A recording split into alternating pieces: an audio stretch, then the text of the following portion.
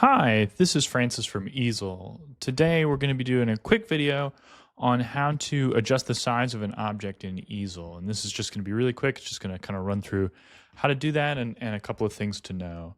The first one is when I have an object, I can't adjust the size unless I have it selected. So you have to click on it to select it, and then you'll be able to adjust the size in one of two ways. When it's selected, you'll see this bounding box.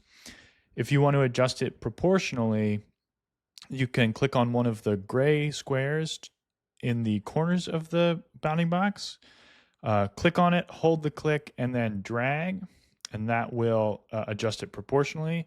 If you want to adjust it along the x-axis or the y-axis, you can click on one of the squares in the middle of the bounding box side and drag, and that will adjust it proportionally. You can adjust things visually this way, but if you want to adjust it measurement wise, you'll want to do that by selecting it and then doing that from the shape menu. And if we look here, this shape menu where it says size, we can see the width of our square and then the height of our square, and we can input measurements into here. So I'm just going to do 3 and 3.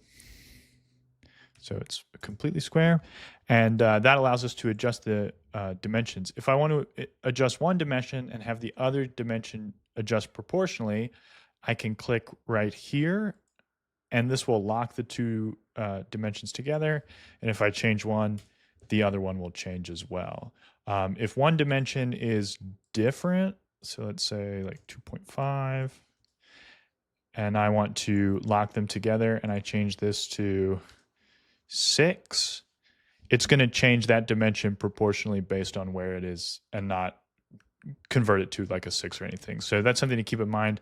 If you're locked here and one's changing, but the other one's not changing the way you want it, just unlock them and then change one and the other one, and it should fix the issue. And that's a little bit about adjusting size in Easel. Have a wonderful day. To learn more, head over to easel.com.